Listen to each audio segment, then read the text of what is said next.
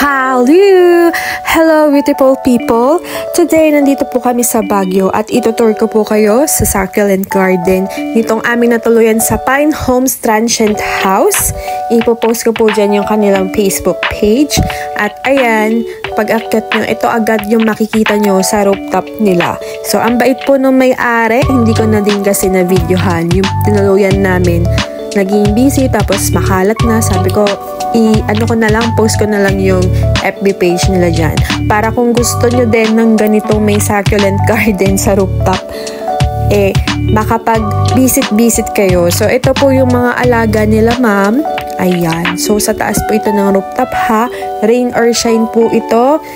Sabi ni ma'am marami siyang succulent dati, kumonti na kasi nung nagdaan na bagyo, 2 months daw silang binabagyo nun. So, na-wash out yung iba. At eto nga daw yung mga natira. So, ang gaganda, no? Iba talaga yung ganda nila sa klima, sa malamig. Diba? Sana all, diba? So, marami din siya mga propagation. Ang ganda talaga, oh. So, bali, nasaktuhan lang to na ang pumili kasi nung pag-i-stay namin is yung jowa ko. Tapos nasaktuhan na mayroong mga succulent doon sa rooftop. Sabi niya may mga succulent din siya sa rooftop. Tapos nagbebenta daw si ma'am noon.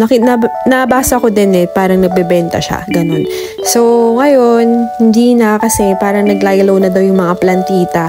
Kaya alam niyo ba, nung uuwi na kami, sabi ko, tinignan ko po kako yung mga succulent nyo sa taas, sabi ko ganun. Tapos, collector ka din ba? Tapos hindi ko sinabi na vlogger ako. Sinagot ko lang yung tanong niya na, opo, nagko-collect po ako kasi mahilig din po ako sa succulent. Tapos, yun, binigyan niya ako ng 3 peraso ng succulent. So, abangan niyo po yan. Nakahiwalay po kasi yung mga vlog ko na binili doon sa Baguio. So, yun, parang nag-plan shopping ako, pero konti lang naman. Oo. So, ayan, ang gaganda ng mga succulent. Yung neon lights of Kampog. So, ayan, iba talaga ang klima sa Baguio, Chanel, diba? Sana all ganito din kaganda yung mga success natin dito sa lowland, diba? Sana na-achieve natin yung mga ganyan, diba? So, grabe, ang ganda ng mga success niya. Chanel talaga, Chanel.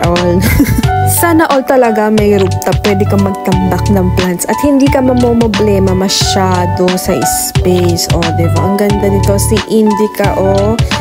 Wow, diba? So, ayun, kung gusto niyo din po magpunta po dito, pinost ko naman po yung FB page nila, and for the information, nakalagay po sa description below. I-check nyo lang po doon. Bali, from the Baguio kasi, sa ano po sila medyo gawi po ng right part. Mas mataas pa po doon. So, yun lang. Ang hindi lang maganda po is yung daan. Kung mayroon kayong sariling sasakyan, good po. Pero kung commute po kayo, bababa po kayo doon sa parang kanto, tapos maglalakad kayo ng konti papunta sa kanila. Yung house po nila is very comfy. Pagpasok mo pa lang parang feel at home ka na. At may libre pong tubig na binigay si ma'am. So, ayun, happily na dito kami nakapag-stay. And also, I see this beautiful success of her. Ayan. So, ang ganda. May mga iba't iba din siyang plants dyan. So, ayan po. I'm happy to share itong mga succulent nila madam dito sa kanyang rooftop. Sana all talaga may rooftop. Ayan. So, thank you for watching at everything nice at Mitch Succulent Love, your nurse Plantita saying, God bless po at laging mag-ingat!